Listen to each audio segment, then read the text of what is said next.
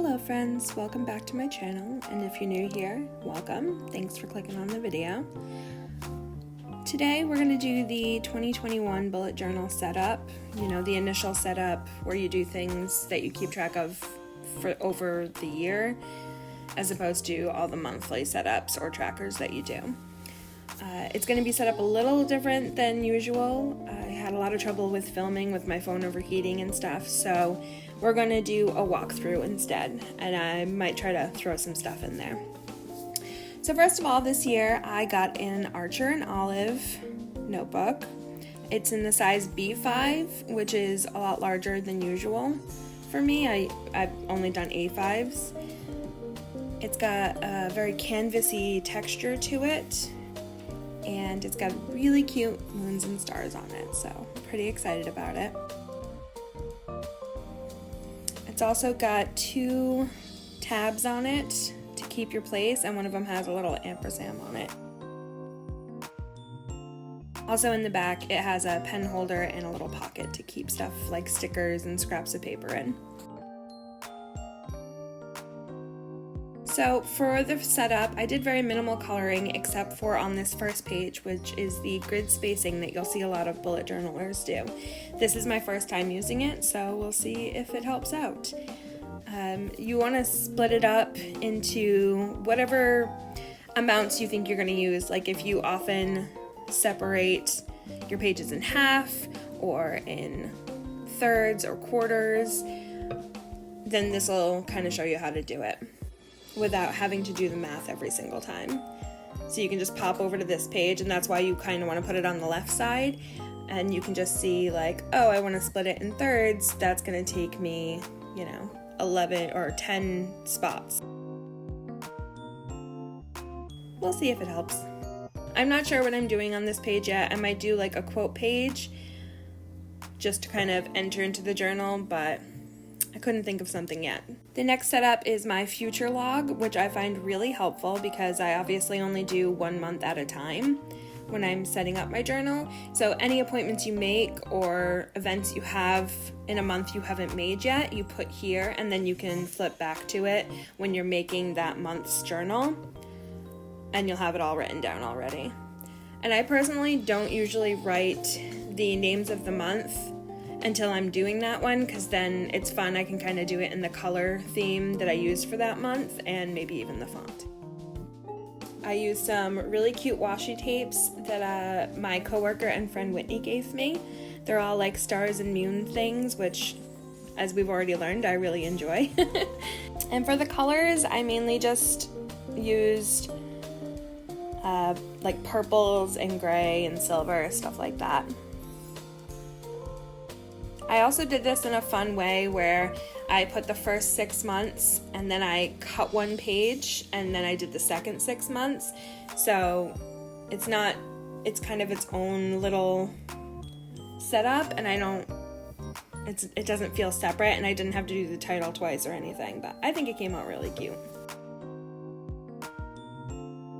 The next one is my monthly bills, which last year I had all on one page, but this year, because I know I'm going to be looking for an apartment and stuff, I decided to split it up into 2 in case things change partway through the year. I'm not trying to squeeze stuff in like I did last year. So these are my bills, and then every month I'll write the date that I paid it and the amount that I paid. It's super useful.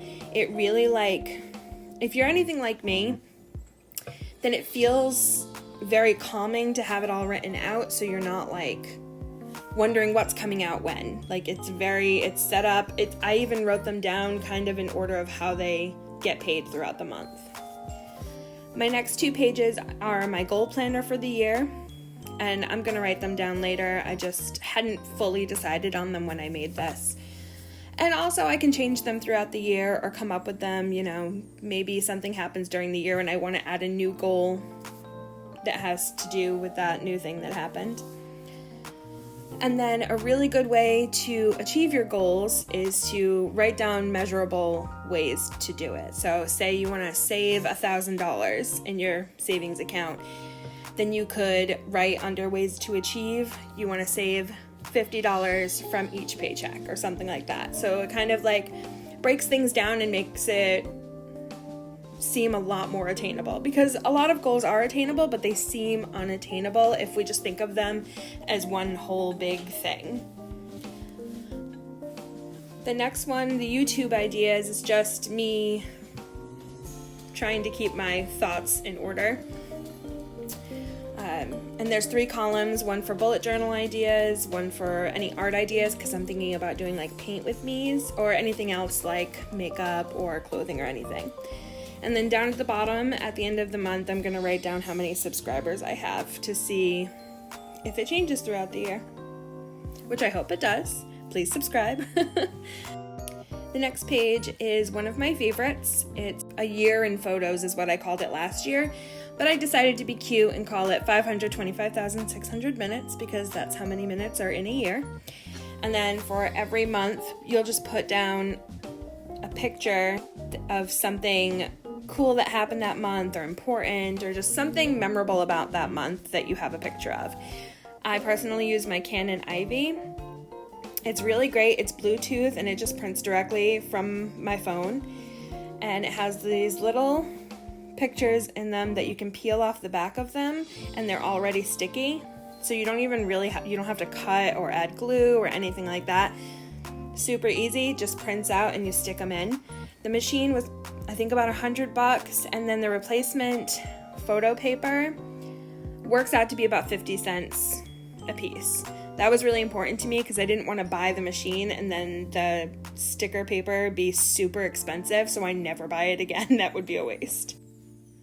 These last 2 pages, my last setup for the year, is a moon phases calendar that I got from Dark Sunlight, who is another bullet journaler here.